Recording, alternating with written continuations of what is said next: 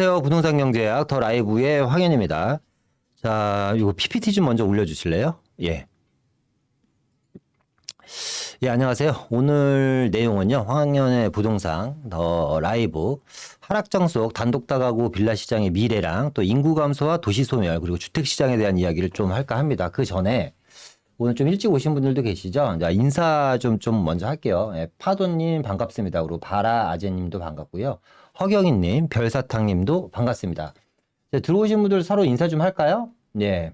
1009님도 반갑습니다. 정님도 반갑습니다. 고추맛 우유님도 예, 오래 기다리셨죠? 예, 저도 오래 기다렸습니다. 예, 그리고 예, 피넛버터님도 반갑습니다. 예. 그냥 우리나라 부동산 미래가 예측 불가능한데요. 그렇죠. 그러니까 부동산 시장이라는 게 그거예요. 뭐 예측의 영역이 아니라 대응의 영역인 거거든요. 대응의 영역. 예측을 한다는 건 사실상 쉽지는 않죠. 그러니까 뭐 비추어 미루어 보아 뭐 요 정도로 얘기할 수 있겠죠. 그죠? 강은경 님도 반갑습니다. 자, 일단은 요즘 뭐 이 전체적인 하락장이잖아요. 그래서 이제 아파트에 대한 이야기, 그리고 뭐 일기 신도시에 대한 이야기, 이렇게 공동주택, 특히 이제 아파트 위주의 어떻게 보면 이야기가 계속해서 오고 가고 있습니다. 그리고 시장 전체가 어쨌든 아파트 시장에 초점을 맞추고 있다 보니까. 근데 하지만 이제 서울시만 보더라도 전체 주택의 절반은 단독다가구 빌라 시장이거든요. 그래서 이 단독다가구 빌라 시장은 과연 어떨지, 미래가 불투명한지, 아니면 앞으로 이 하락장 안에서 단독다가구 빌라 시장은 과연 어떻게 진행될 건지에 대한 이야기를 한번 해볼까 하고요. 또 하나, 뭐 대한민국 최대 이슈죠. 인구 감소와 도시 소멸입니다. 그죠? 인구 감소와 도시 소멸, 그리고 이 주택 시장은, 그러니까 어떤 분들은 이제 이런 분들이 계세요. 인구가 기하급수적으로 감소하고 도시도 소멸되는데, 그럼 나중에 주택이 남아돌지 않겠냐. 그죠? 그러니까 전반적으로 대한민국은 하락장이 지속될 것이다. 뭐 반짝 상승할 때도 있겠지만 그렇지 않을 것이다. 인구가 없는데 누가 집을 살 것이냐. 이렇게 이야기하시는 분들도 계시거든요. 그래서 인구 감소와 도시 소멸, 그리고 주택 시장에 대한 이야기를 한번 해볼까 합니다. 하프님은 하우스푸어의 줄임말인가요? 하프님? 예, 인구 감소 절대적이죠. 그렇죠. 근데 오늘 이 인구 감소와 도시 소멸 그리고 주택 시장에 대한 이야기를 할 때요. 좀 여러분들한테 충격적인 통계 자료를 하나 보여드릴 겁니다. 인구 감소가 진행이 되는데 좀 충격적인 내용을 좀 말씀드릴 겁니다. 뭐 끝까지 좀 시청해 주셨으면 좋겠고요. 예. 자, 그러면 본격적으로 시작하도록 하겠습니다. 자, 오늘 말씀드릴 내용은요. KB 금융지주 경영연구소의 비아파트 가치 제고 방안 검토라는 보고서를 좀 토대로 여러분들께 이야기를 좀 해드릴까 합니다. 이 보고서에 대한 나와 있는 내용을 조금 정리를 해서, 그리고 저의 생각과 저의 이야기를 좀 접목시켜서 한번 말씀드릴까 합니다. 자, 첫 번째 말씀드릴 거는 이겁니다. 자, 국내 가구의 거주 형태입니다. 국내 가구의 거주 형태. 이제 우리나라는요, 국내 가구의 절반은 아파트에 거주합니다. 그러면 이제 반대로 얘기하면 말씀드렸던 것처럼 절반은 단독다가구 다세대 연립에 이제 거주를 하는 거죠. 이런 것들 우리가 비아파트라 그러는데 절반은 아파트에 거주하고 비아파트에 거주하는 분들도 전체 인구의 42.5%니까 우리는 모든 통계라든가 가격이 아파트에만 맞춰져 있지 이 단독다가구 빌라 시장에는 사실상 많이 맞춰져 있지 않거든요. 그래서 이 친구들의 과연 운명은 어떻게 될 것인지에 대한 이야기를 한번 해볼까 합니다. 자, 점유주택의 유형별 비중 한번 보도록 하겠습니다. 자료를 한번 볼 건데요. 보시면, 그러니까 불과 20년 전입니다. 2000년도로 되돌아가면요.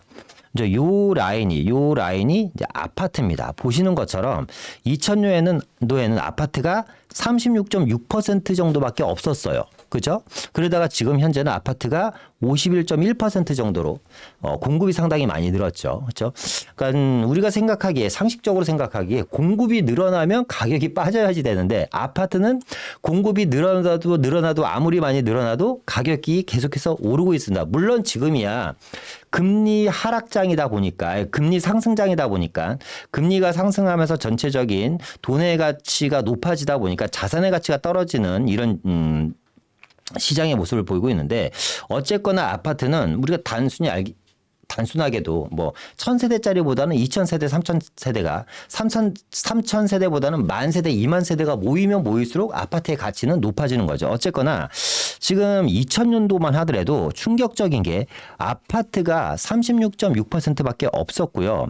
단독 다가구는 49.6%가 있었고 빌라는 약 10% 정도가 있었습니다. 그러니까 단독이랑 빌라랑 합해서 한 60% 정도가 불과 20년 전에는 단독 빌라가 60%, 약 36.6%가 아파트였다라는 거죠. 그런데 전체 가구 수의 절반, 49.6%니까 전체 가구 수의 절반을 차지했던 단독 다가구의 물량이 31.1%로 단독의 물량이 정말 20년 동안 기하급수적으로 줄어듭니다. 아파트의 물량은 늘어나고 단독의 물량은 기하급수적으로 줄고요. 빌라는 거의 뭐 제자리 걸음을 합니다. 11.5%입니다. 그러니까 지금 현재 단독주택과 다세대 연립 같은 경우는요. 42.5%밖에 안 되는 거예요. 그리고 아파트가 51.5%입니다. 자, 이 얘기는 무슨 얘기냐면 자, 이 아파트를 공급하기 위해서는 단독주택과 다세대주택을 멸시를 통해 갖고 아파트를 공급할 수밖에 없죠. 그러니까 무슨 얘기냐? 계속해서 단독 다가구는 줄어드는 상품이고 아파트는 증가하는 상품입니다. 자, 단적인 예로만 볼게요. 2000년도만 하더라도 그러니까 20년 전으로 되돌아가면 뭐 옥스 금호동이라든가 아니면 마포 같은 데는 여전히 산동네여 있고 단독주택과 다세대주택, 연립 등이 혼재되어 있는 지역이었습니다. 그러니까 서울의 대장주로 불리는 마용성을 이야기하는 것입니다. 이해되시죠? 마용성을 이야기하는 거예요. 그중에 마포와 성동구 같은 경우는 단독주택과 다세대주택, 다가구 주택의 비율이 월등히 높았던 지역입니다. 아파트 비율은 약 10에서 15% 정도밖에 없었고 비주거용 주택이 한 70에서 80% 이상을 차지하고 있었던 지역입니다.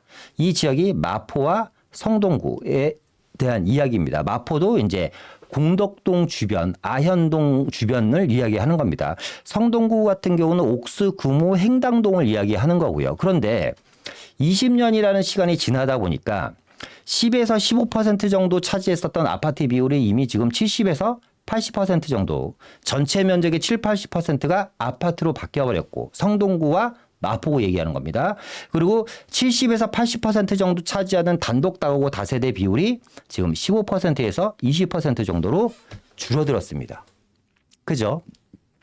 자, 그러다 보니까 마포라든가 성동구에서 2000년도에 단독주택 시세가 평당 1000만 원 정도 했었던 게 지금 평균 가격이 약 5천만 원 정도 합니다. 그러니까 500% 상승한 겁니다. 20년 동안.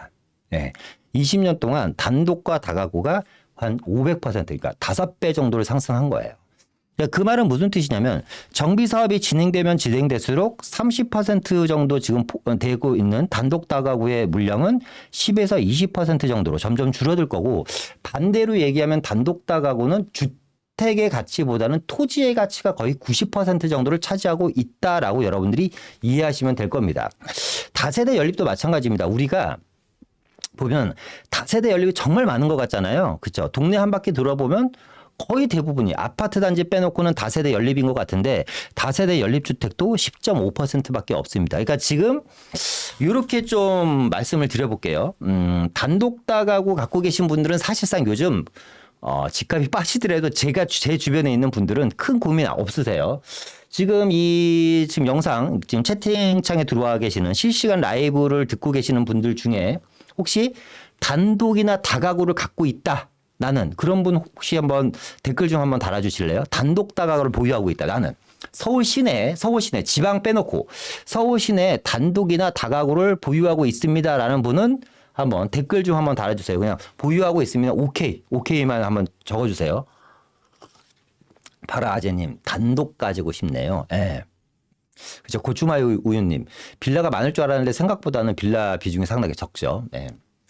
한 분도 안 계시나요? 한 100분 정도 지금 들어와 계시는데 단독 다가구 갖고 계신 분이 한 분도 없으신가? 예. 제가 왜 한번 갖고 있냐라고 이제 여쭤봤냐면 네. 희망찬 깃발님 오케이라고 얘기하셨는데 예, 1009님도 오케이. 야, 연남동에 다가구를 보유하고 계신 분은 홍홍님은 엄청난 부자시네요. 그죠? 그러니까 연남동도 보세요. 20년 전에는 단독주택과 다가구주택과 빌라 시세가 평당 가격이 별로 차이가 안 났거든요. 그런데 지금 엄청나게 많이 차이 나죠. 그죠? 그렇죠. 부자들이죠. 그럼 지금 희망찬 깃발님, 1009님, 홍홍님, 단독 다가구를 갖고 계시다고 하셨는데 세 분은 지금 이 높은 금리 속에서 부동산 가격이 막 하락하고 막 뭐 집값이 떨어지네 어쩌네 막 지금 여러 고민들이 많잖아요. 우리 세 분은 집값 하락에 대해서 극심한 공포감이 있나요? 단독 다가구 갖고 계신 분들은? 한번 댓글 한번 달아주시고 저는 개인적으로 없을 것 같아요. 예, 왜냐하면 지금 전체적인 시장이 주택 시장은 사실상 하락하지만 서울시의 토지 시장은 계속해서 상승 중입니다. 앞서 얘기했던 것처럼 단독 다가구 주택은 주택 시장이라기보다는 사실상 서울시 안에서 토지 시장에 가까운 물량들이거든요. 그러다 보니까 물건들이다 보니까 토지의 가격은 계속해서 없습니다. 그렇죠. 희망찬 깃발님, 그냥 강한 어조로 없습니다. 네, 하락장에 대한 공포가 없습니다라고 얘기하셨죠. 예, 없을 거예요. 왜냐하면 앞서 보신 것처럼 단독 다가구 주택 같은 경우는 물량이 상당히 지금 많이 줄어들었습니다. 근데 앞으로도 계속해서 없을 겁니다. 1009님도 없습니다라고 얘기하십니다. 근데 반대로 지금 다세대 연립 갖고 계신 분들은 고통이 너무 심해요. 그죠? 고민도 많아요. 그죠? 홍홍이 대출이 있어서 공포감이 있습니다라고 얘기했는데 히히는 뭐죠? 히히티는 그냥 웃자고 하는 소리 같아요. 그죠? 예, 다시 본론으로 넘어가서 다세대와 연립 갖고 계신 분들은 지금 사실상 공포감이 상당히 심합니다. 왜냐하면 온통 뉴스에 지금 한 2달 전부터 이 그놈의 빌라왕 때문에 빌라왕이 지금 뉴스를 뒤덮고 있잖아요. 그러다 보니까 이 다세대 연립 같은 경우는 또 이제 재개발을 보고 갭 투자하신 분들도 있으세요. 예. 다세대 연립 보유하고 계신 분들은 이제 갭 투자, 재개발을 보고 갭 투자하신 분들도 계시는데 이게 전세 가격, 특히 이제 다세대와 연립 같은 경우는 보통 매매 가격의 한 70% 이상이 전세 가격이다 보니까 그러니까 갭 투자하신 분들 같은 경우는 좀 공포감이 심하실 수도 있어요. 그죠? 그런데 중요한 거는 뭐냐면 이 숫자입니다. 서울 시내 11.5% 정도밖에 다세대와 연립이 없거든요. 그런데 이 11.5%가 다 정비 사업 대상은 아니라는 거죠. 그죠? 이 중에서 뭐 50%가 될지 60%가 될지 모르겠지만 이 정도가 아마 정비 사업 대상에 포함될 것입니다. 그러면 정비 사업 대상이 되는 거는 전체 서울시 전체 다세대 물량의 5에서 6%밖에 안 되는 거예요. 근데 이 친구들이 앞서 얘기했던 것처럼 지금 금리가 올라서 그리고 전세가율이 떨어져서 단기적인 공포 상황일 수는 있겠지만 장기적으로 보면 이 친구들 역시 저는 개인적으로 황금알을 낳는 거위가 될 수도 있다. 특히 초소액으로 투자해서 정말 초소액으로 투자해서 지금 단독 다가구 갖고 계신 분들보다 아니면 그 비슷하거나 아니면 아파트를 분양받는 사람보다는 훨씬 더 높은 수익률을 갖고 가져갈 확률이 상당히 높다고 말씀드리고요. 반면에 재개발이 안 되는 그 5에서 6% 같은 경우는 단기간에 큰 상승은 어렵겠지만 그래도 중장기적으로 가져간다고 보면 토지 가격 상승에 기인해서 꾸준한 동반 상승이 이어지지 않을까라는 생각이 듭니다. 그 이야기는 조금 이따 다시 한번 해드리기도 하고요. 어쨌거나 국내 가구 거주 형태를 보니까 아파트가 절반 정도 되고 단독 다가구는 한 42% 정도 된다. 그런데 정리를 해보면 이 단독 다가구 다세대 연립은 어쨌거나 정비 사업을 통해서 계속해서 사라져갈 수밖에 없고 아파트는 아파트는 계속해서 물량이 늘어날 수밖에 없다. 단독 다가구 다세대 연립이 위치가 좋다면 희소성에 의해서 나중에 정말 큰 황금알을 낳는 거위가 될 것이다. 그리고 특히나 단독 다가구 같은 경우는 웬만한 아파트 한 채 팔아야지 살 수 있는 금액대가 될 것입니다. 앞서 얘기한 것처럼 마포구랑 성동구 같은 경우만 보더라도 평당 1,000만 원 하던 단독 다가구가 지금 기본이 5천이잖아요. 기본이 참 정말 격세지감입니다. 비아파트의 상당수는 이제 대부분 이제 소규모 주택입니다. 그래서 그러다 보니까 다양한 주택 수요층을 수용하기 어려운 게 사실이죠. 일단 좀 보면요. 서울의 경우는요, 높은 주택가격 부담과 신규 공급되는 아파트 물량 제한으로 비아파트 거주 비중이 상당히 높습니다. 서울 같은 경우는 거의 절반 정도가 비아파트가 약 50% 정도가 비아파트의 거주를 임차인으로 하고 계십니다. 우리가 좀 전에 본 것처럼 비아파트의 주택은 기본적으로 단독 다가구 다세대인데요. 이 단독 다가구 다세대는 소형주택이다 보니까 3, 4인 가구를 수용하기는 현실적으로 어렵다. 근데 그 중에 이 단독주택과 다세대의 80에서 90% 정도는 25평 이하의 소형주택으로 구성이 되어 있습니다. 그리고 주택면적 12평 이하인 주택도 전체의 30% 정도밖에 되지 않습니다. 그러니까 무슨 얘기냐면 서울시 같은 경우는 전체 물량의 한 절반 정도가 비아파트로 되어 있다. 그런데 이 비아파트는 소규모 주택이다 보니까 3, 4인 가구가 주력으로 살 수 있는 그런 공간이 나오질 않는다. 그러니까 아파트에 대한 필요성이 더욱더 대두되는 거죠. 아파트를 더 많이 지으려면 결국 결론적으로 정비 사업을 통해서 지을 수밖에 없다라는 얘기가 나오고요. 지역별 거주 형태를 좀 그 안에서 좀 디테일하게 들어가서 한번 보겠습니다. 지역적으로는 어떤 특징들이 있는지. 보시면 서울 같은 경우는 인천이나 경기 5대 광역시에 비해서 아파트 비율이 절대적으로 낮습니다. 그러니까 인천, 경기 5대 광역시에 비해서 서울의 아파트 거주 유형이 절대적으로 낮은 이유는 다 50%에서 60%, 그러니까 55에서 60% 정도가 아파트 비중이 있는데 서울은 50%는 뭐 택도 없고요. 40% 초반에 아파트 물량 정도를 보유하고 있습니다. 반대로 지금 이 다세대 주택은 한 6% 정도 되네요. 한 46% 정도가 다세대 주택과 단독 다가구로 형성되어 있는 걸 볼 수가 있습니다. 앞서 얘기한 것처럼 서울이 인천, 경기 5대 광역시 비해서 아파트 거주 비율이 낮은 건 뭐냐면 이 정비 사업에 대한 규제가 강화되다 보니까 단독 다가구 다세대를 부셔서 아파트 물량을 늘려야지 되는데 그게 쉽지 않았던 거죠. 그렇죠. 근데 이번 정부 들어와서는 어쨌거나 정비 사업 활성화를 통해서 공급을 확대하겠다는 내용입니다. 그러니까 고추맛 우유님, 서울인데 아파트가 상대적으로 적죠. 예, 한국의 중심지인데. 제가 이제 오늘은 준비를 안 했는데 서울시 노후도 맵을 보면요. 서울 도심 같은 경우는요. 서울 도심 같은 경우는 특히 중구 같은 경우도 그렇고요. 마포구도 그렇고 동작구도 그렇고요. 그리고 이제 성동구 같은 경우는요. 20년 이상 된 단독과 다가구와 빌라 비율이 무려 70%가 넘습니다. 그러니까 이 지역들은 사실상 노후도가 어마어마한 겁니다. 어마어마한 거.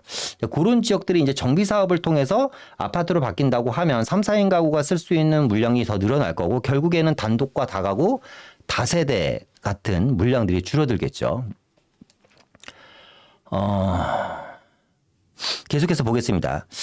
그런데 이제 우리가 이 1, 2인 가구에 대한 이야기를 또 빼먹고 아니할 수가 없습니다. 왜냐하면 지금 이 비아파트 부분은 대규모 소형 주택이고 그 중에 12평 이하 작은 주택이 그 중에 80%고 거의 대부분은 80에서 90%는 1, 2인 가구가 살 수 있는 물량으로 이루어진 게 단독 다가구 다세대 주택이거든요.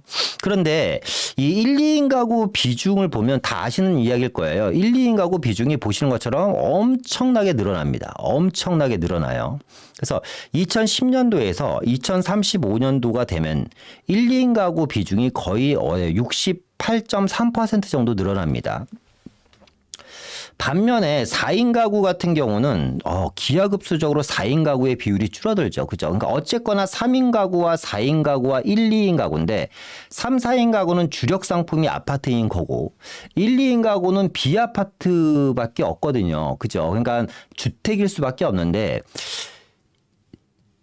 소형 주택에 최적화되어 있는, 어떻게 보면 소형 주택의 주된 수요자인 1, 2인 가구 같은 경우는 기하급수적으로 지금 인구가 증가하는 반면에 아파트 수요자인 3, 4인 가구의 수요는 계속해서 줄어들고 있다. 그런데 이 소형 주택을 담당하는 거는 결론적으로 오피스텔이 있을 거고 아파트가 있을 거고 비아파트가 있겠죠. 그죠?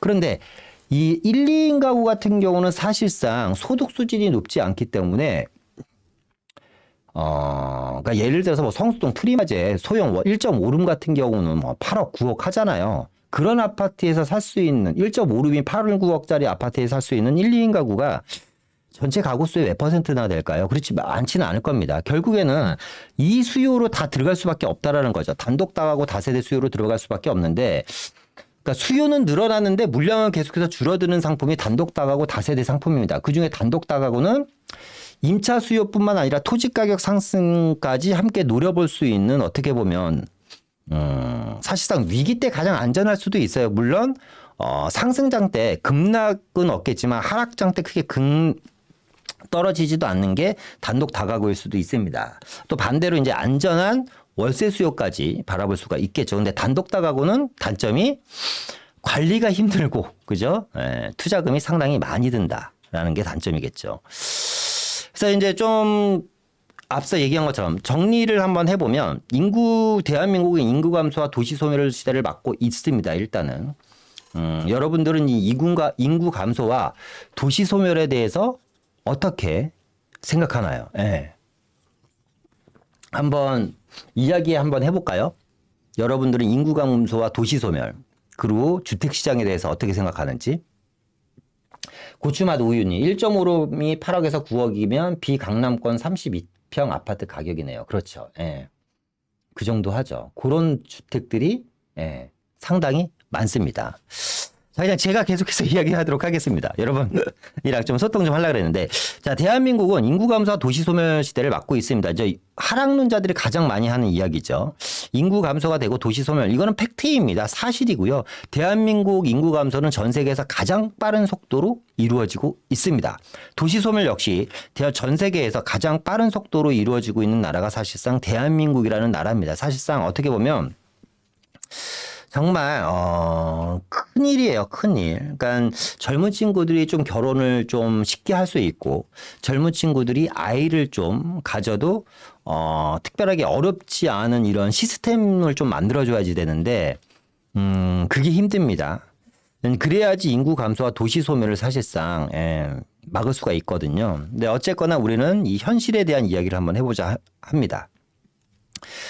자, 전국 시군구 소멸 위험 지수라는 겁니다. 여기서 여러분들 보기에 복잡하니까요. 그냥 서울, 인천, 경기, 세종, 대전, 광주, 부산, 울산을 빼면 앞으로 30년에서 40년 후에는 이 나머지 지역은 도시 소멸이 진행된다라는 겁니다.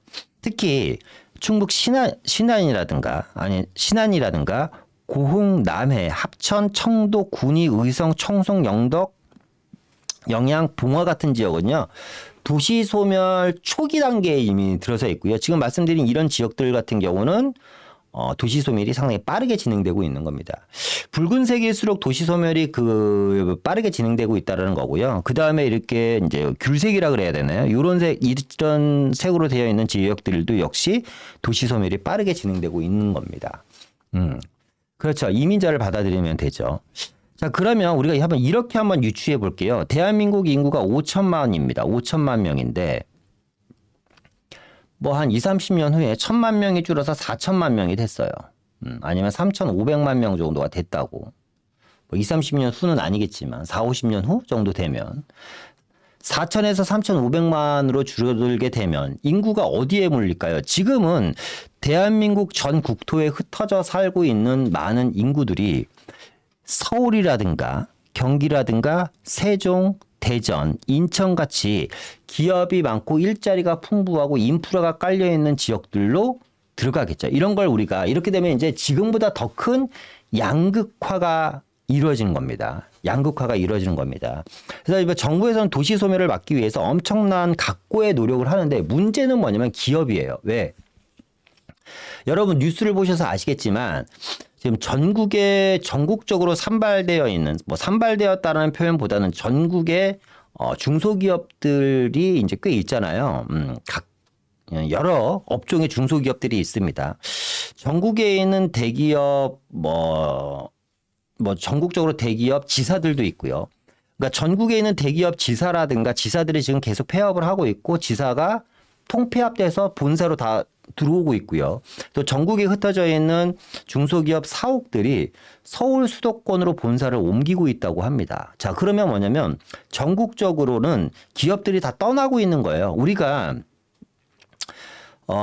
지방자치단체를 구현하기 위해서 야심차게 준비한 게 뭐냐면 기업도시라는 겁니다. 그죠? 기업도시에 기업이 없어요. 아파트만 있고. 이게 지금 현실입니다.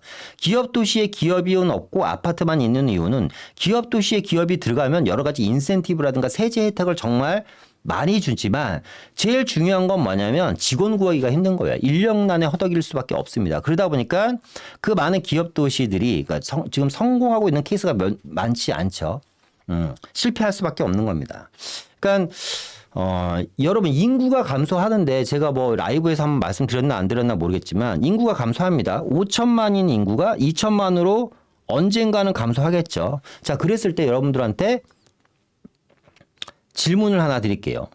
서울대학교 입시 경쟁률은 지금보다 2천만으로 인구가 줄면 서울대학교의 입시 경쟁률은 떨어질 것이다. 아니면 지금과 유사할 것이다. 여러분들의 생각은 어떻습니까? 인구가 5천만인데 2천만으로 줄어들었어요. 그런데 그때도 서울대학교는 남아 있겠죠. 그죠? 지금 대학교가 지금 폐교하느라고 난리가 아닌데 대학교들도 뭐 초중고등학교 폐업만 이야기인가 아니라 지금 대학교 폐업도 어마어마합니다. 그죠? 뭐 유사할 것 같다. 지방대는 다 없어질 것입니다. 뭐 예를 들어서 대학교가 1000개가 있었는데 대학교가 100개로 줄어들었어요. 이 100개 안에 서울대학교의 위상은 어떨까요? 1000개일 때 서울대학교 위상과 대한민국의 대학교가 100개밖에 안 남았어요. 그때 서울대학교의 위상은 어떨까요? 그죠? 저는 서울대학교 위상은 더 높아지면 높아졌지 지금보다 줄어들지는 않을 거라는 생각이 듭니다.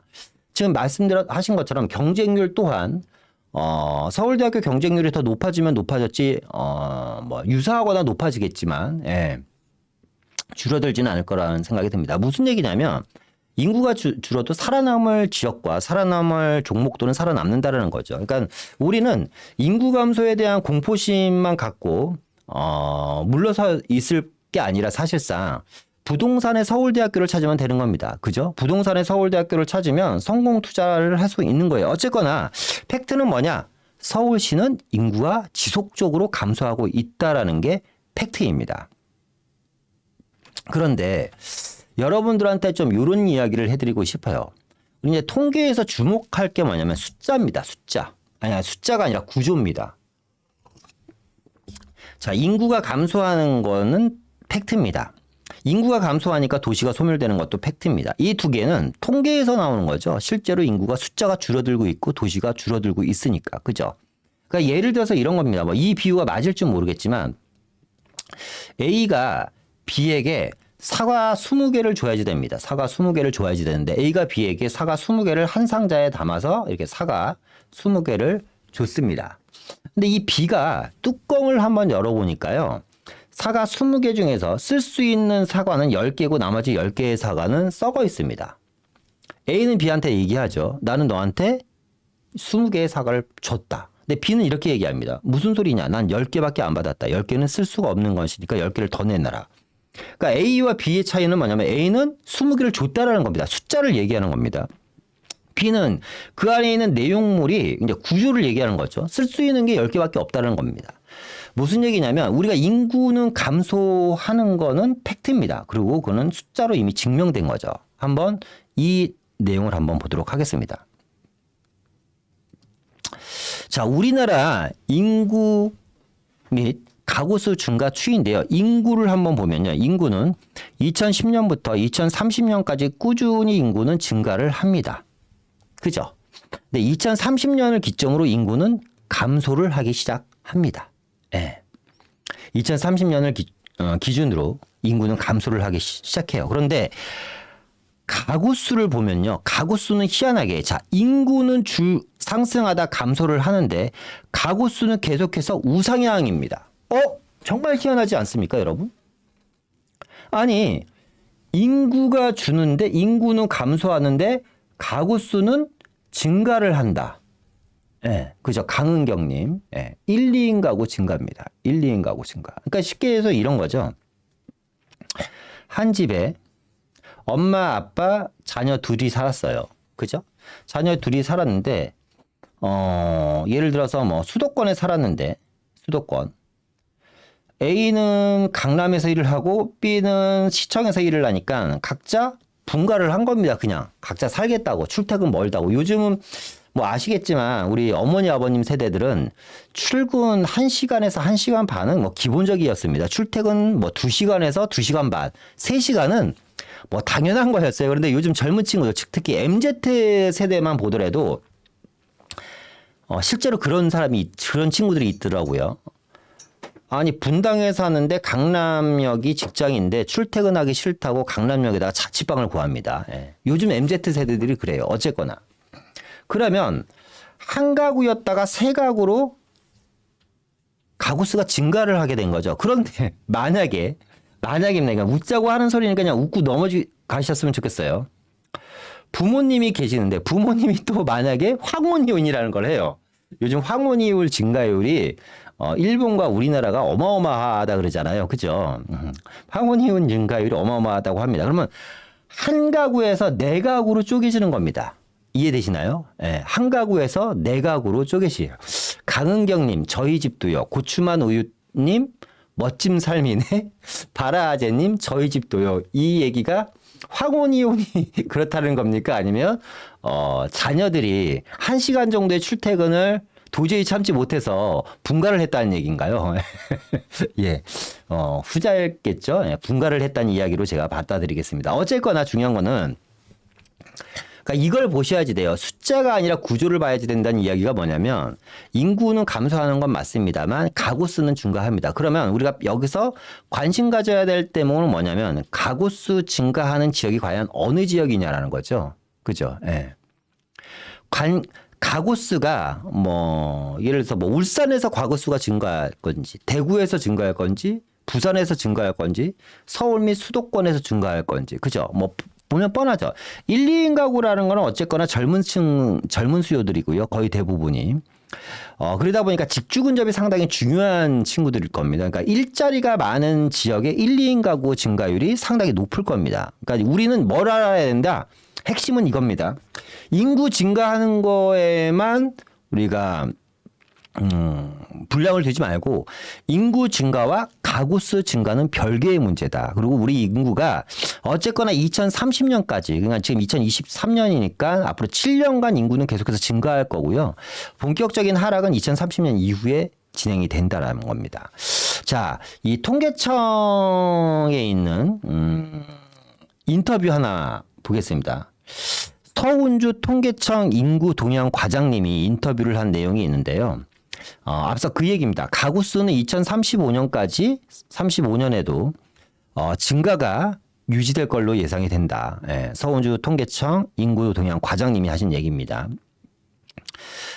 인구가 줄어도 가구 수가 증가하는 것은 1, 2인 가구 중심으로 급격하게 재편이 되기 때문입니다. 그리고 3, 4인 가구는 어마어마한 속도로 빠르게 감소를 할 예정이고, 예정인 게 아니죠. 3, 4인 가구는 어마어마하게 빠른 속도로 감소를 해 나가고 있고요. 2035년이 되면, 전체 가구의 70%가 1, 2인 가구라는 이야기입니다. 예. 그러면, 자, 사회에서 주력층이 1, 2인 가구로 바뀌는 겁니다. 여러분들, 한 10년 전인가요? 10년 전부터 그런 게 나왔나? 맨 처음에 제가 이제 10년 전에 마트에서 어느 날 이제 바나나를 한 개를 포장해서 팔더라고요. 바나나 한 개를 비닐 포장 딱 해서 이쁘게 해서 팔고 뭐 사과도 한 개, 두 개를 포장해서 파는 거예요. 신기했죠, 맨 처음에는. 그리고 마트에서 도시락도 파는 거예요. 네, 도시락도 팔아요. 야, 마트에서 밥을 팔아. 반찬도 팔고. 너무 신기하더라고요. 그죠? 근데 그게 지금 어떻게 됐습니까? 너무 당연하죠. 그죠? 너무 당연한 겁니다. 여러분 주말에 시간이 되시면 백화점을 한번 가보시잖아요. 그 백화점에 가서 가구 코너 같은 데를 한번 가서 보시면 지금 우리나라 가구 시장의 70에서 80%가 1인 가구와 2인 가구를 생산하고 있습니다. 가구 시장의 70에서 80%가 1, 2인용 가구가 가장 많이 팔려 나갑니다. 예, 가정집에서 쓰는 가구 말고. 예. 그러니까 가정집에서 쓰는 가구는 또 아예 저가거나 소파도 50만 원짜리 소파나 1000만 원짜리 소파 이 두 가지 종류밖에 없는 거예요. 중간 단계가 없는 거야. 왜? 어설픈 소파들은 팔리지가 않으니까. 그죠? 근데 1, 2인용 가구들은 계속해서 업그레이드가 돼서 신제품들이 계속해서 쏟아집니다. 이유는 뭐냐면 이 1, 2인 가구가 사회 주력 세력이기 때문에 그런 거죠. 이제 그렇다면 주택 시장도 그렇게 되지 않을까라는 생각을 저는 조심스럽게 해보는데 문제는 1, 2인 가구가 저렴한 주택에 살아야 되는데 이 1, 2인 가구가 살 수 있는 저렴한 주택이 앞서 얘기한 것처럼 단독주택의 땅 가격이 평당 1000만 원에서 5천만 원으로 상승했는데 가장 비싼 땅에 가장 저렴한 주택을 과연 공급할 수 있을 것이냐라는 게 핵심이죠. 그죠? 그러면 어떻게 보면 지금 단독 다가구라든가 다세대 주택에 있는 임차인들은 결국 정비 사업이라든가 이런 걸 통해서 그런 숫자가 그런 주택의 수요가 줄어든다면 그 친구들은 사실상 지금보다 더 높은 금액의 임대를 주고 거주할 수밖에 없다는 겁니다. 예. 결론은 이거죠. 인구는 줄어도 가구 수는 증가한다. 이거를 여러분들이 꼭 가슴에 좀 새기셨으면 합니다. 예. 자, 그래서 1, 2인 가구 소비 패턴이 내수 시장을 이제 주도할 것 같아요. 앞으로 40년에서 50년간 1, 2인 가구가 내수 시장의 주역이 될 것입니다. 앞서 얘기한 것처럼 제가 뭐 마트라든가 가구 이야기를 했었잖아요. 우리나라 가구 시장의 7, 80%가 지금 1, 2인 가구에 포커스를 맞춰져 있다. 의식주 시장이 다 그런 것 같아요. 앞서 얘기한 것처럼 의식주 각 분야에 걸쳐서 상품과 서비스가 1, 2인 가구의 소비 패턴에 맞춰서 나올 겁니다. 근데 우리는 이제 뭐 주위에 관심을 가져야겠죠. 그죠? 예. 주위에 관심을 가져야 될 겁니다. 그리고 주택과 자동차의 서비스 시장이 이제 팽창할 걸로 예상이 됩니다. 주택과 자동차가 일본 같은 경우가 이제 이 주택 관리 업체가 거의 대부분이 대기업에서 진행을 하고 있거든요. 우리나라로 따지면 엄청나게 큰 대기업들이 주택 관리 시장을 이제 선점을 해서 진행을 합니다. 근데 그 회사들이 하는 일들이 뭐냐면 서울 도심권, 대도심권의 1, 2인 가구를 위한 소형 주택을 공급하고 그걸 관리하는 일들을 하는 겁니다. 그걸 대규모로 뭐 10,000채, 20,000채씩 뭐 도쿄 도심에 막 한꺼번에 막 지어버리는 거예요. 그러니까 우리나라도 조만간 좀 그런 시장이 오지 않을까라는 생각이 들고요. 관건은 근데 뭐냐면 이제 구매력이죠. 그러니까 1, 2인 가구 소비 패턴이 내수 시장을 주도할 걸로 예상은 되지만 이 관건은 1, 2인 가구의 소득 수준이 과연 얼마나 높냐라는 거죠. 예, 그러니까 구매력에 의해서 시장의 상품이 결정이 될 것인데 과연 주택 시장은 여러분들이 어떨 건지 한번 곰곰이 생각해 보시기 바랍니다. 앞서 얘기한 것처럼 우리가 앞서 지금 이런 이야기를 했잖아요. 이런 이야기를 서울에서 아파트 단독 연립의 비중에 대한 이야기를 한번 했었어요. 그죠? 아파트는 51%밖에 없고 단독과 연립이 한 42% 정도 됩니다. 근데 이 주택은 다 소형주택이고 저가의 주택입니다. 임차인들이 사는. 물론 다가구 단독 가구의 매매 가격은 비쌉니다. 평당 가격으로 따지면 5천, 6천, 7천씩 이렇게 거래되기 때문에 마포에 단독주택 30평만 되더라도 평당 5천만 원만 잡아도 15억 정도가 되는 거거든요. 그렇죠? 그러니까 웬만한 아파트 한 채보다 살 정도의 돈이 더 많이 들어가는 겁니다. 특히 아파트 같은 경우는 뭐 15억짜리면 전세 7억 끼고 내돈 내버려지 한 7억 정도를 살 수 있겠지만 단독 다가구 같은 경우는 노후주택들이 대부분이다 보니까 사실상 보증금 자체가 15억짜리면 보증금이 한 3억 요 정도밖에 안 들어가요. 그러니까 내 돈 들어가는 포지션이 상당히 틀린 겁니다. 그런데 1, 2인 가구가 그렇게 늘어나는데 1, 2인 가구가 지금 거주할 수 있는 주택 유형이 얘네밖에 없는 거예요. 얘네밖에. 예. 어디서? 적어도 서울 시내 한복판에서는 어쩔 수가 없다라는 겁니다. 그래서 앞서 얘기한 것처럼 다세대 갖고 계신 분들 지금 많이 상하실 거고 여러 가지 어려움이 있으시겠지만 이 다세대 주택도 서울시 전체 물량의 11% 정도밖에 그러니까 전체 물량의 11% 정도밖에 안 됩니다. 그런데 이 중에 또 절반 정도는 정비 사업으로 진행될 거고 절반 정도가 정비 사업으로 진행이 안 된다고 하더라도 어쨌거나 우리가 보신 것처럼 인구는 감소하는데 가구 수는 증가한다. 근데 이 증가하는 가구 수가 1, 2인 가구다 보니까 임대차 시장은 장기적으로 봤을 때 사실상 상당히 심각하다고 볼 수 있겠죠. 예, 계속해서 좀 보면 이제 서울 이제 대한민국 성장하면 이제 두 축이 있죠. 성장의 두 축이 이제 수출과 내수가 있습니다. 수출과 내수, 성장의 두 축. 수출은 이제 세계 경기에 영향을 받죠. 그죠? 이제 우리나라 이제 뭐 경기 얘기하는 겁니다. 어쨌든 성장을 하려면 수출과 내수가 따라야 되는데 수출은 세계 경기에 영향을 받지만 내수는 뭐예요? 지금 인구 감소, 그죠? 가구수 증가. 그러니까 포커싱은 여기에 맞춰질 수밖에 없습니다. 이 내수를 활성화시키는 방법은 두 가지겠죠. 일단 고가의 내수 시장을 만드는 거겠죠. 그러니까 부자들을 위한 내수 시장이 필요할 거고 아니면 가장 수요가 많은 타겟층을 노린 내수 시장이 이제 존재할 겁니다. 그게 뭐예요? 1, 2인 가구에 의한 내수 시장이라는 거죠.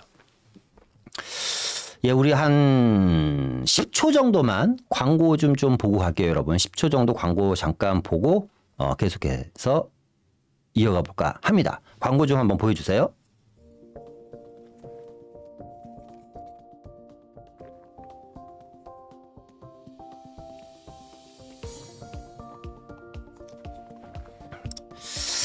예, 지금 제 얼굴 좀 나오게 해주세요. 같이 광고랑 내 얼굴 같이 나올 수 있나요? 그건 안 돼요. 네, 지금 저희가 이제 매주 목요일과 토요일 날 세미나를 진행합니다. 매주 목요일과 토요일 오후 1시에 저희 사무실에서 진행을 하고요. 선착순 20명입니다. 저를 포함해서 저희 회사 전문가들 두 분, 뭐 유튜브를 통해서 다 보신 분들일 거예요. 이런 분들과 함께 특별한 세미나를 진행을 하니까요. 부자가 되는 새로운 투자 비법입니다. 더 시크릿 신부자 비법에 대한 이야기를 저희가 세미나를 통해서 매주 2번 정도 진행을 하니까요. 세미나에 관심 있으신 분들은 신청 접수해 주시면 감사하겠습니다. 자, 계속해서 좀 진행을 해볼까요, 이제? 예. 강필님, 강필님, 감사합니다. 예, 감사합니다. 예, 14분밖에 안 누르셨대요. 좋아요 부탁 좀 드리겠습니다. 예. 고추맛 우유님, 살기만 하고 보유를 못했네. 뭘 살기만 하고 보유를 못하셨을까요? 답신이 4번 출구 8분 거리 노후도 80% 투자해도 될까요? 박종희님, 저는 나쁘지 않다고 봅니다. 예. 답심리 지역도 노후도가 상당히 심하니까요. 그죠? 박종희님 혹시 제가 아는 박종희님이십니까? 설마 그 박종희님이십니까? 예. 그렇다면 답글 한번 알려주시고요. 예. 좋아요는 들어오자마자 누르는 매너, 율담아오징. 그렇죠. 예. 좋아요는 여러분들의 사랑입니다. 여러분들이 좋아요를 눌러주시면 제가 힘을 받아서 더 좋은 내용, 더 열심히 하는 모습 보여드리도록 하겠습니다. 자, 계속해서 보겠습니다. 자, 가구 원수별 거주주택 비중을 한번 볼게요. 앞서 뭐 똑같은 얘기인데요. 그냥 간단하게 넘어갈게요. 이거는. 그러니까 1, 2인 가구는 그죠? 이 하얀색이 아파트입니다. 그러니까 1, 2인 가구가 앞으로 주도 세력이 될 건데, 뭐 3인, 4인, 5인 가구는 아파트 거주 비율이 60에서 70% 정도 되겠죠. 그죠? 예. 그런데 1, 2인 가구는 아파트 거주 비율이 상당히 절대적으로 낮습니다. 반면에 단독 다세대 비율이 상당히 높죠. 그죠? 예. 단독주택 비율이 다세대에 비해서 월등히 높은 것은 뭐다? 앞서 얘기했던 것처럼 다세대 주택, 특히 빌라라고 불리는 다세대 주택 비율 자체가 서울시 주택 공급에서 차지하는 비중이 상당히 적기 때문입니다. 10% 정도밖에 안 되다 보니까. 그래서 1, 2인 가구는 단독과 다세대 연립의 거주 비율이 상당히 높을 수밖에 없다. 왜? 소득 수준이 낮기 때문에. 물론 모든 1, 2인 가구가 소득 수준이 낮다고 말씀드리는 건 아닙니다. 그리고 서울의 특히 다세대 주택 같은 경우는 뭐 웬만큼 소득 수준이 또 되지 않고서는 거주하기가 힘들죠. 비아파트 중에서도 다세대 주택 같은 경우는 거의 아파트급 집에 전세금이라든가 월세를 받는 빌라들도 상당히 많기 때문에 사실상 꼭 저소득이라고 다세대 주택에 사는 건 아닐 겁니다. 반대로 이제 단독주택 같은 경우는 방 한 칸이 월세나 전세를 주잖아요. 그죠? 그러다 보니까 아무래도 빌라에 비해서 단독주택 같은 경우는 훨씬 더 좀 소득 수준이 저렴한 분들이 좀 들어가지 않을까라는 생각이 듭니다. 예. 박종희님, 예전에 강의 많이 갔었고요. 상담도 했었어요. 제가 아는 박종희님 맞으신 것 같네요. 예. 자, 계속해서 보면요. 1인 가구의 47%는 단독주택에 거주한다. 이게 이제 뭐냐면 이제 방 한 칸, 두 칸씩 세를 주는 겁니다. 2인 가구와 유인 가구도 35%에 달하는데요. 앞서 얘기한 것처럼 20대 가구 절반 이상이 단독 다세대에 거주를 하고 있습니다. 예. 주택 수요 계층 변화 및 주거 트렌드를 한번 보면요. 다 했던 얘기인데 정리만 해드리는 겁니다. 앞서 지금 여태까지 한 45분 정도 진행했었던 이야기를. 1, 2인 가구가 2023년 현재 국내 총 가구의 60%입니다. 예, 60% 정도가 되는 거고요. 현재입니다. 그런데 이게 이제 빠르게 증가하고 해서 2035년이 되면 68.3%, 2045년이 되면 70%. 그러니까 현재도 1, 2인 가구는 어마어마하게 많죠. 그죠? 예, 60% 정도가 되는 겁니다. 서울 등 도심을 중심으로 빠른 속도로 증가하고 있고요. 서울 같은 경우는 참고로 이건 이제 전국이고요. 전국 60%고 서울 같은 경우는 전체 가구 수의 63%. 여러분들 모르셨죠? 그러니까 그럴 수밖에 없어요. 그러니까 거의 뭐 3인, 4인 가구들, 뭐 다 가정들이 있으시고 결혼해서 자녀가 한두 명 정도는 있으시다 보니까, 야, 서울의 전체 가구 수의 63%가 1, 2인 가구야? 이렇게 생각하시는 분들도 계실 텐데, 서울 특히 도심 같은 경우는 전체 가구 수의 63%가,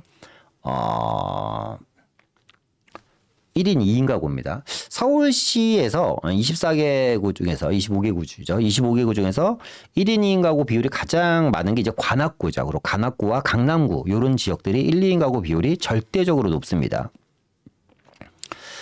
그러다 보니까 낮은 소득과 자산으로 비아파트 전월세 시장의 거주 비율이 상당히 높고요. 전월세 비율이 무려 62% 정도 된다. 예. 예. 뭐 너무 뻔한 이야기인데요. 도심으로 더욱 집중되는 이제 젊은 계층이죠. 예. 좁지만 자신만의 공간에 대한 수요가 확대가 되고, 그러니까 어쨌거나 젊은 세대와 1, 2인 가구 같은 경우는 점점 양질의 일자리가 있는 수도권이라든가 도심 집중화가 상당히 높습니다. 그러니까 양질의 일자리가 있는 도심과 수도권 지역에 있는 앞서 얘기한 것처럼 뭐 다세대 주택 같은 걸 갖고 계신 분이라든가 단독 다가구 갖고 계신 분들은 걱정하실 일이 없겠지만, 뭐 당연히 걱정도 안 하시겠지만, 앞서 얘기했던 것처럼 이런 다세대 주택을 갖고 계신 분들은 그게 걱정하실 필요가 없습니다. 다 결과적으로 잘 될 것 같습니다. 특히 이제 이 20, 30대 도시 집중이 상당히 늘어나는데요. 일단 차트를 보면서 간단하게 얘기할게요. 뭐 길게 써져 있는데 이 차트 한 장이면 다 끝나는 거니까. 보시면 2001년부터요. 2021년까지 이 빨간색이 이제 20대에서 30대입니다. 뭐냐면 빨간색이 20대에서 30대인데 수도권 내 순이동 추이예요. 수도권으로 얼마나 많이 들어오냐. 그러니까 20, 30대는 수도권으로 들어오는 추이가 상당히 많고 40대, 50대, 60대는 빠져나가는 수요가 많죠. 그죠? 수도권에서 빠져나가는 수요가 많고 40, 5, 60대는 그러니까 도심권에서 빠져나가는 거는 40대, 50대, 60대고 도심으로 재진입하는 거는 20, 30대다. 과거에는 2001년부터 2009년까지는 40대, 50대, 60대도 20, 30대만큼의 큰 인구 이동은 아니지만 40, 60대도 보시는 것처럼 2001년부터 2007년까지는 도심의 이동이 좀 있었는데 이 도심으로 다시 들어오는 수요들이 있었는데 지금은 나가는 수요가 많고, 왜냐하면 이제 이게 아마 도심권에 있는 높은 집값 때문에 그러지 않을까라는 생각이 듭니다. 물론 20, 30대 같은 경우는 전월세 수요가 거의 99%가 전월세 수요다 보니까 어쨌거나 직장이 있는 곳으로 순이동을 많이 한다. 또 하나 이제 우리가 이제 그러니까 임대인 입장에서 한번 우리가 좀 고민해 볼 필요가 있는데, 여러분들은 주택 선택 시 무엇을 가장 많이 고려를 해 나가나요? 예. 그렇죠. 강필린, 서울 인구는 빠져나가는 게 아니라 밀려나가는 거죠. 누가 서울에서 떠나고 싶어 하겠습니까? 그죠? 서울에 뭐 대학 대학병원이란 대학병원은 다 서울에 몰려 있고 인프라는 다 서울에 있고 좋은 직장이란 좋은 직장은 다 서울에 있고 누구든지 서울에서 살고 싶어 하는데 빠져나간다는 개념보다는 밀려나가는 게 사실상 맞는 표현이겠죠. 자, 다시 질문을 한번 해볼게요. 주택 선택 시 고려 요인 여러분들 어떤 걸 보시나요? 젊은 친구들은 틀려요. 우리랑 생각이 많이 틀립니다. 그러니까 예를 들어서 40대, 50대, 60대는 주택 선택 시 보시면 가장 많은 게 이제 이 검은색이잖아요. 검은색. 이게 뭐냐면 단지 배치 향입니다. 그죠? 그리고 뭐 인테리어나 스타일, 그러니까 몇 동 몇 호냐, 단지가 어떻게 돼 있냐, 향이 어떻게 되냐, 조망권이 어떠냐, 인테리어는 뭘로 되어 있냐, 뭐 이런 것들을 많이 보는 거예요. 이런 것들을. 그런데 1, 2인 가구라고 얘기하는 20대, 30대들 같은 경우, 뭐 10대도 있겠지만 요즘 젊은 친구들은요, 향 같은 거, 층수 이런 거 잘 안 봅니다. 뭘 많이 보냐? 인테리어와 스타일을 가장 많이 보는 겁니다. 예. 주택 선택 시 고려 사항이에요. 젊은 친구들. 우리가 요즘 얘기하는 MZ 세대 얘기하는 겁니다. MZ. 여러분, 그러니까 TV 방송을 보면 뭐 나 혼자 산단가 뭐 이런 프로그램이라든가 뭐 그런 프로그램들 많잖아요. 그럼 보면 젊은 애들이 나와서 사는 젊은 연예인들이 MZ 세대의 연예인들이 나와서 사는 거 보면 보니까 반지하 사는데도 인테리어는 잘 꾸며놓고 살아. 그죠? 그런 친구들이 많아요. 그러니까 여러분들이 이제 임대인, 내가 임대를 놓으려면 향이나 동보다는 집을 깨끗이 해놔야 된다. 그죠? 그리고 두 번째, 제일 많은 게 인테리어와 스타일을 가장 많이 보고 그 다음 많이 보는 게 빌트인 가구랍니다. 빌트인 가구, 가전. 그죠? 예. 빌트인 가구 가전에 대한 비중을 상당히 많이 본다. 그러니까 우리는 바람이 잘 들어오는지, 앞에 한강이 보이는지, 숲이 보이는지, 학교가 보이는지, 향은 남향인지 동향인지 서향인지 5층인지 15층인지 이런 게 중요해요. 저도 마찬가지로 그런 게 중요한 사람인데 요즘 MZ 세대들은 그런 거 보지 않고 인테리어라든가 스타일이라든가 그러니까 스타일과 인테리어 감성이죠. 이제 이런 걸 많이 보고 좀 전에 말씀드린 것처럼 빌트인인지 아닌지 그죠? 빌트인인지 아닌지 이런 거에 대한 비중을 제일 많이 본다고 합니다. 그러니까 우리 이제 단독다가구라든가 뭐 아파트라든가 아니면 뭐 세를 놓으실 분들은 젊은 층들한테 세를 놓으려면 예전처럼 들어올 사람이 알아서 고쳐 이러면 이제 집 안 구해요, 여러분. 이제 그런 것들을 우리가 좀 참고해서 임대를 놓게 되면 이런 걸 좀 여러분들이 좀 집중해서 관심 있게 보셔야 되지 않을까라는 생각이 듭니다. 예. 자, 그래서 좀 정리를 해보면 이런 거죠. 1, 2인 가구와 주택에 대한 이야기를 한번 해보면요. 1, 2인 가구 같은 경우는 크기, 비용, 위치에 대한 고민을 할 수밖에 없습니다. 그죠? 크기는 그러니까 내가 정해놓은 금액에 대한 그 정도 사이즈, 그죠? 비용, 그리고 위치.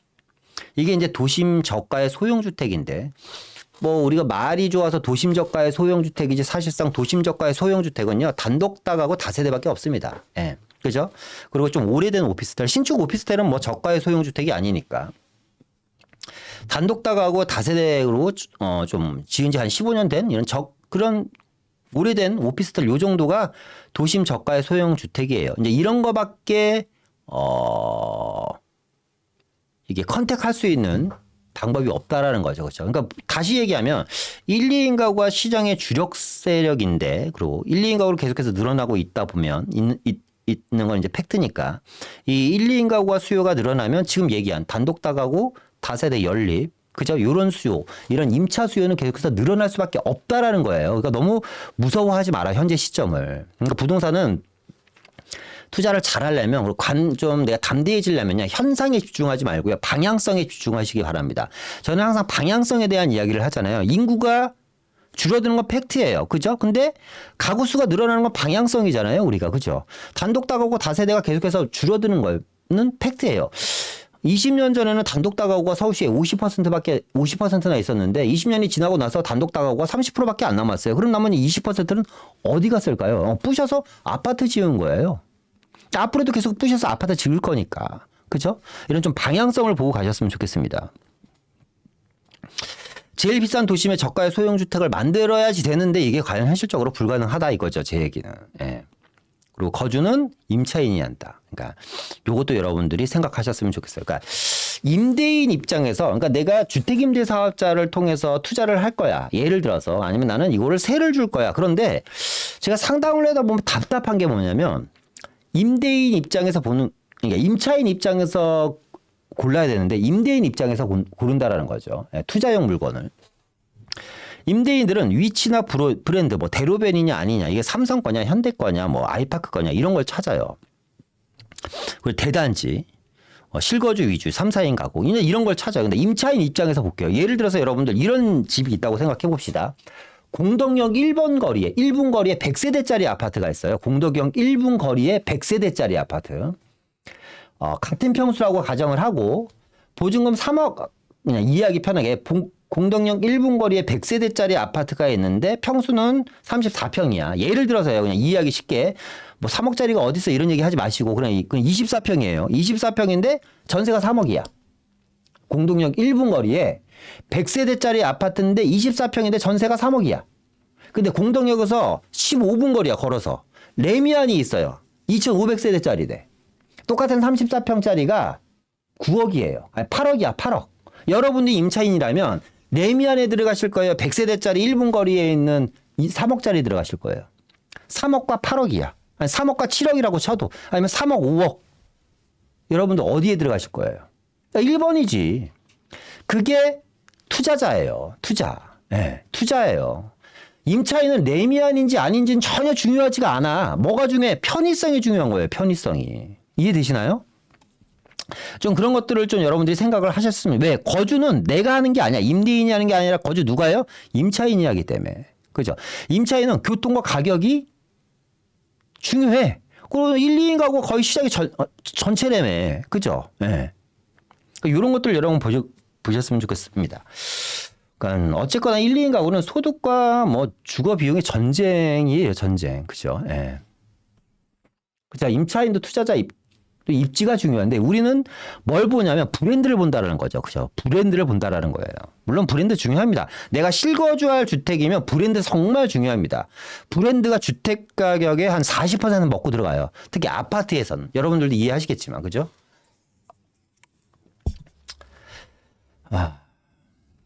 그렇죠. 싼 곳으로 더욱 싼 곳으로 임차인들은 가죠. 근데 토지 가격은 계속 올라가고 공사비가 올라가니까 분양 가격은 올라갈 수밖에 없겠죠. 이런 상품들은. 서울시 주택 공급 물량 뭐 다 아시는 내용이겠지만 뭐 오늘 들어오신 분들은 이 주택 공급 물량에 대한 얘기를 잠깐 한번 해보면 지금 2023년이죠. 주택 공급 물량이 없습니다. 지금 보시는 것처럼 이 빨간색이 반드시 필요한 물량입니다. 반드시 필요한 물량이에요. 그러니까 반드시 필요한 물량에 훨씬 못 미치는데 서울시는 2019년 이후로 서울시 주택 인허가 물량이 거의 없다시피 합니다.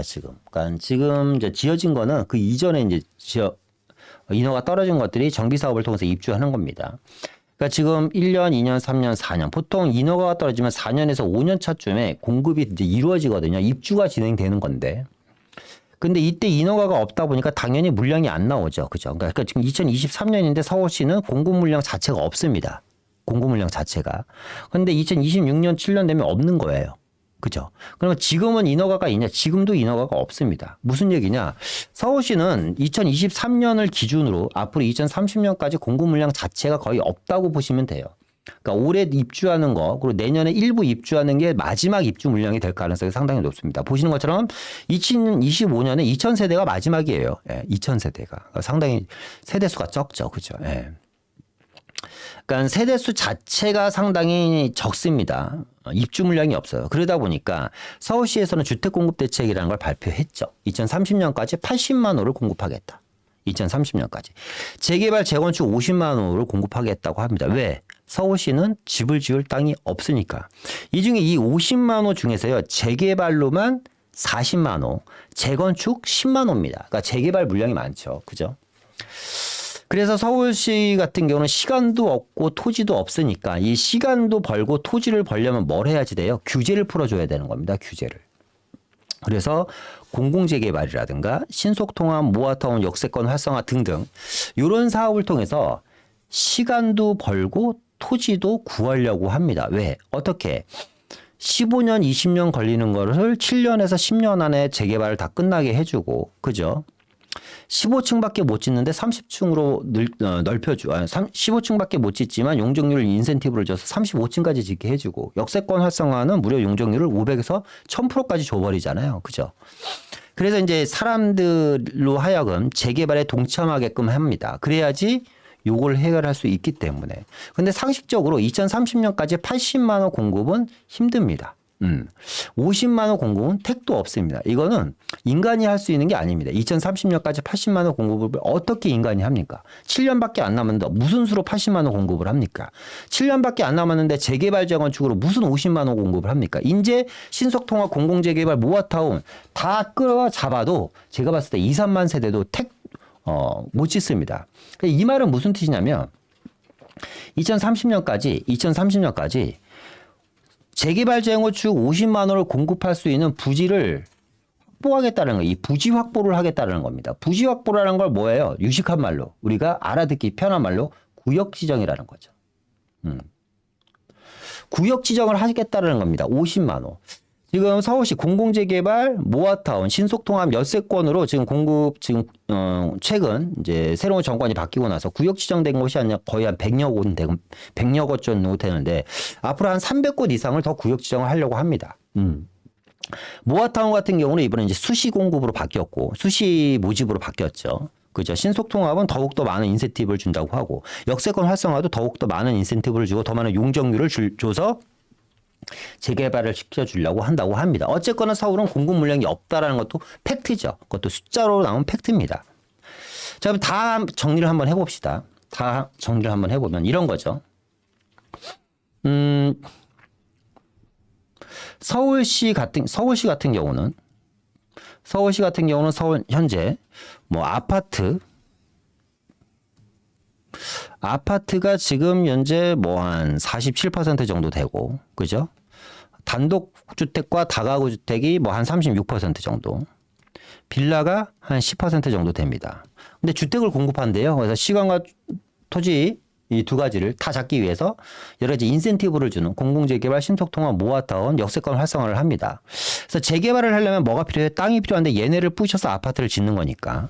그죠? 36%에 해당하는 단독주택은 앞으로 한 20% 줄어들 수도 있고, 빌라는 앞으로 한 5% 정도 줄어들 수 있겠네요. 그런데 문제는 인구는 감소하는데 1, 2인 가구는 또 증가합니다. 그죠?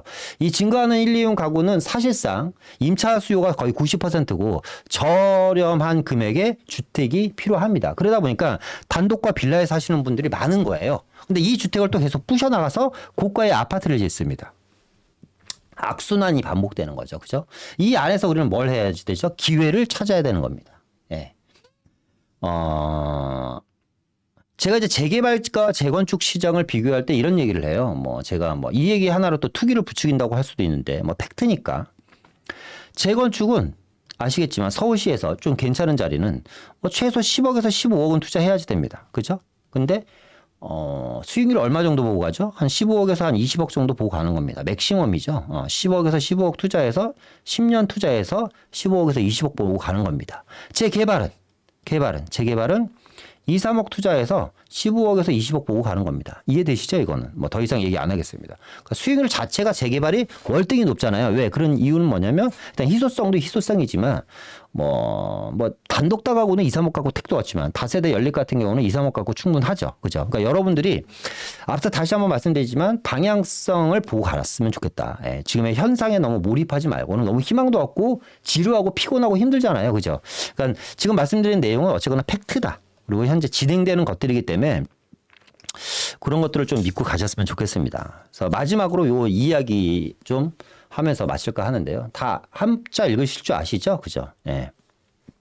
지피지기면 백전백승입니다. 우리 이제 시장을 알았잖아요. 어떻게 될지 알았고, 내가 다세대 주택 갖고 있었는데 너무 마음고생이 심했어. 그런데 오늘 이야기가 그런 분들한테 좀 어느 정도 도움이 되셨으면 좋겠어요. 희망이 되셨으면 좋겠어요. 그러니까 다세대 주택 갖고 계신 분들이 너무 고민하고 힘들어하는 모습들을 제가 보다 보니까 좀 안타까워서 오늘 좀 이런 시간을 만들었습니다. 앞서 얘기한 것처럼 서울시 전체 물량의 10%밖에 없어요. 다세대 주택. 그중에서 제가 봤을 때 절반 이상은 재개발이 되지 않을까라는 생각이 듭니다. 그죠? 그러니까 적을 알고 나를 알면 백전백승입니다. 그러니까 여러분들은 어떻게 앞으로 단독 다가구, 다세대 주택에 대한 시장도 알았고, 인구는 감소하고 도시는 소멸되는데 가구 수는 증가하는 것도 알았죠. 그죠? 이 안에 모든 해법과 해답이 있으니까요. 여러분들이 꼭 성공 투자하시길 바라고, 아직 내 집 마련 못 하신 분들, 이 하락장이 어떻게 보면 큰 기회입니다. 꼭 내 집 마련 놓치지 않고 하셨으면 좋겠습니다. 자, 저에게 이제 할당된 시간과 오늘의 내용은 다 마무리를 했는데요. 혹시 한 5분 정도 여러분들과 소통하는 시간 갖고 마무리할까 하는데요. 뭐 오늘 들으신 내용 중에 궁금하시거나 아니면 뭐 개인 별도로 궁금하신 내용 있으면 제가 답변 몇 개 드리고 좀 마무리할까 합니다. 심석영 이효종 방송님은 이제 방송 안 하나요? 예, 안 합니다. 예. 고추만 우유님, 유익한 강의 오늘 하루도 귀가 호강했습니다. 감사합니다. 예, 지피지기면 백점백승. 예, 맞죠. 한강변제개발 별사탕님, 예, 한강변제개발은 뭐 할 얘기가 너무 많은데 지도를 보면서 얘기를 해야지 되는데, 일단 한강변은 이제 제가 봤을 때 재개발할 수 있는 땅들이 별로 없어요. 예, 한강변은 재개발할 수 있는 땅들이 별로 없고요. 그냥 심플하게만 얘기할게요, 여러분. 심플하게. 부동산 입지 투자한 거 아시죠? 지도 한번 놓고 봅시다. 그냥 여러분들 현장 강연에서는 지방도 달아주시나요? 궁금하신 분들 있으면 지방도 달아드립니다. 근데 거의 대부분 서울 수도권에 거주하시는 분들이 많이 오다 보니까 아무래도 서울 수도권 위주의 이야기를 많이 드립니다. 일단은 한강변 보면요. 남쪽 지역부터 보면요. 최근에 이제 천호 모아주택이 이제 한강변 구역 지정이 됐잖아요. 그리고 이제 잠실부터 쭉 해서 압구정동까지 반포까지 그리고 흑성 뉴타운까지는 보시는 것처럼 여기가 다 아파트촌이에요. 그러니까 재개발할 땅이 없어. 그러니까 여러분들 한강변 재개발 지금 놓치면 언제든지 할 수 있지 이렇게 생각하시는 분들도 많으실 거예요. 그런데 보세요. 여기 이미 다 아파트존이죠. 밑에 제가 빨간색으로 빗줄 그어놓은데, 그죠? 그러니까 재개발할 수 있는 땅이 없어요. 그리고 보면 노량진 뉴타운 정도 남아있는 짜투리 땅 정도가 여기가 이제 한강 조망이 나오는 지역입니다. 그리고 여의도로 지나가서 최근에 어디에요? 여기가 당산역 주변에 또 구역 지정이 됐잖아요. 여기도 한강 조망 나오는데요. 그리고 이렇게 쭉 다 일렬로 또 아파트예요. 그죠? 그러니까 지금 남쪽에서 한강 조망 나올 곳이 두 군데밖에 없어요, 지금. 노량진 뉴타운 인접 지역과 당산역 주변. 그죠? 북쪽에서 보면 자양 3동, 4동부터 시작해서 이 성수동 전략정비구역까지 쭉 다 구역 지정이 됐죠. 그죠? 그리고 여기서 이렇게 아파트고 또 뉴타운입니다. 또 쭉 해서 아파트예요. 그러니까 더 이상 아파트가 이제 나올 자리가 없어. 그러니까 북쪽에서 보면 합정역 일부 지역, 그리고 뭐 한남뉴타운은 비싸고 한남뉴타운 그리고 성수 전략정비구역 여기밖에 없어요. 그러니까 정리를 해보면 한강변에서 지금 아파트가 나올 수 있는 지역이 합정, 당산, 노량진, 한남뉴타운 그리고 성수동과 자양동 일부 지역입니다. 그죠? 근데 이 중에서 소액 투자가 가능한 데는 어디야? 합정과 노량진밖에 없죠. 그죠? 예, 월등히 위치가 좋은 지역들인데 뭐 2억 미만, 1억 중후반으로 가능하기 때문에 박종희님 자양사동 신속기획 아들 증여해 주었는데 전망이 궁금합니다. 전망이 궁금할 게 1도 없죠. 그 지역은 대박나는 자리인데 너무 잘하셨습니다. 예, 근데 2동과 4동은 차이가 많이 납니다. 가급적 자양 2동 쪽은 여러분들이 손 안 대셨으면 좋겠어요. 거기는 지금 증여해 주신 아들이 살아생전에 2동은 안 될 수도 있습니다. 예, 와 고추맛 우유님, 예, 감사합니다. 그리고 쭉 계속해서 볼게요. 뭐 소선우님 왕십리역 주변 재개발, 왕십리역 주변은요 뭐 심플합니다. 왕십리역 뭐 저희 영상 보신 분들은 아시겠죠? 지금 왕십리역 주변은 크게 역세권 주변과 사근동 지역으로 나뉘어요. 두 군데로 일단 보시면 돼요. 1번이 역세권 주변, 2번이 사근동 주변 지역. 사근동 아래쪽은 6월 달에 구역 지정이 다 됐죠. 그죠? 여기가 그냥 한 1300세대 들어갈 거고 제가 발견 하반기에 조합 설립 인가가 될 예정입니다. 북쪽 지역은 지금 동의서 갖고 있어요. 동의서 갖고 있고 세 군데 정도가 진행됩니다. 물론 이 중에 한 군데는 신속통합 민간 재개발로 구역 지정이 됐죠. 또 토지거래 허가 구역입니다. 앞서 얘기한 왕십리 역세권 주변 지역은 역세권 4구역이 있고 여기가 이제 6구역이 있죠. 두 군데가 지금 구역 지정이 됐고 6구역 같은 경우는 2025년에 입주를 예정이죠. 그죠? 그리고 이 6구역은 성동구의 대장이 될 겁니다. 예. 그리고 위쪽으로 올라가면 7구역도 있고 하왕십리 9구역이 있는데 이 두 군데는 동의서를 갖고 있습니다. 그리고 우리가 눈여겨야 할 때가 뭐냐면 역세권 4구역 바로 옆에 역세권 고밀도 재개발 구역입니다. 7구역, 9구역, 역세권 고밀도 재개발 구역 이 세 군데는 지금 동의서를 걷기 위해서 준비 작업을 하고 있고요. 그렇게 되면 왕십리 안에서도 그러니까 성동구 안에서도 아마 요 지역들이 대장 노릇을 할 수 있지 않을까라는 생각이 들고요. 지금 말씀드린 이 역세권 주변 지역, 왕십리 역세권 주변 지역도 마찬가지입니다. 소액으로 2억 미만, 뭐 1억, 서울시에 웬만하면 2억 갖고는 택도 없잖아요. 그죠? 근데 왕십리 같은 경우는 지하철 6개 노선이 들어가고 비즈니스 업무타운이 들어가고 모든 관공서가 왕십리역 남쪽 지역으로 다 대거 이전이 확정이 돼버렸잖아요. 뭐 서울시에서 지하철 6개 이상 들어오는 노선이 서울역, 왕십리, 청량리밖에 없습니다. 그죠? 특히 왕십리 같은 경우는 뭐 지도를 뭐 넓게 보면 부촌으로 둘러싸여 있습니다. 이 왕십리 같은 경우에서 저는 마지막 남은 그러니까 강남과 용산 그리고 강남과 용산을 그 다음 대체할 수 있는 지역이 왕십리지 않을까라는 생각이 드는데 뭐 한남뉴타운으로 여기가 어디예요? 뭐 반포, 압구정, 청담, 잠실 그리고 성수동 이런 지역들이 지금 뭐 기본적으로 50억에서 100억대 아파트 시장이잖아요. 거기에 둘러싸여 있는 지역이 U자로 둘러싸여 있는 지역이 뭐예요? 이 성동구에 있는 아파트 단지거든요. 그죠? 그래서 왕십리역 주변도 저는 꼭 관심을 가지셨으면 좋겠고 마지막 남은 소액 투자처가 되지 않을까라는 생각이 듭니다. 예, 바라제님 고도 제한 풀리면 남산 주변 지역이죠. 뭐 1등이 남산 주변 지역이고 남산 주변 지역들 중에서도 여러분들이 뭐 아시겠지만 일단 남산 주변 회원, 명동, 충무로, 동대, 약수, 버티콕의 역세권 위주가 먼저 개발되지 않을까라는 생각이 듭니다. 역세권 주변 위주로 먼저 개발이 되고 그리고 이제 용산 지역도 같이 개발되겠죠. 남산 고도 제한은 시간이 문제인 것 같고요. 저는 반드시 풀릴 걸로 예상이 됩니다. 사근동과 왕십리역은 멀죠. 그래서 나중에 아파트가 만들어지더라도 사근동과 왕십리역은 가격 차이가 좀 많이 날 겁니다. 그죠? 그리고 사근동은 이제 일반적으로 모아타운과 신속통합으로 많이 진행되고요. 왕십리역은 역세권 개발과 민간재 개발 방식으로 많이 진행이 됩니다. 예.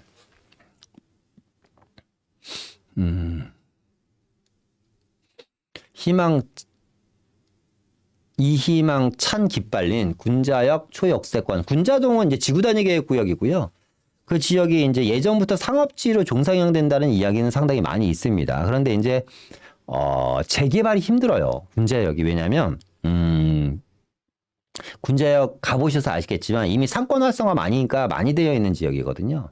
그러니까 왕십리 역세권 한번 와보시고 군자역 가보시면 어디가 더 번화하냐면 군자역이 더 번화해요. 군자역은 7호선 하나잖아요. 그러니까 왕십리 같은 경우는 지하철이 이미 벌써 4개고 앞으로 2개가 더 들어와야지 돼요. 그런데 왕십리역과 군자역을 비교해보면 군자역은 되게 번화한데 왕십리역은 되게 초라해. 그죠? 그러니까 이런 지역들이 먼저 개발되겠죠. 그죠? 일단 상가 비율이 높으면 재개발하기 힘들다 보니까. 그렇죠. 왕십리 이미 노후도가 80%가 넘은 지역들이라서 왕십리역 같은 경우는 역 주변 노후도가 80%가 넘어서 뭐 더 이상 얘기할 게 없는 거죠. 사실상. 네.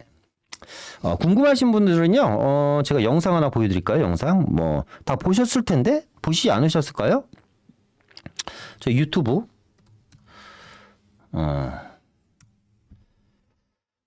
유튜브 영상 들어오셨어요? 이게 유튜브 저희가 저걸 안 해놨네. 보면 황현 부동산 아시죠? 황현의 부동산 경제학 여기 있네요.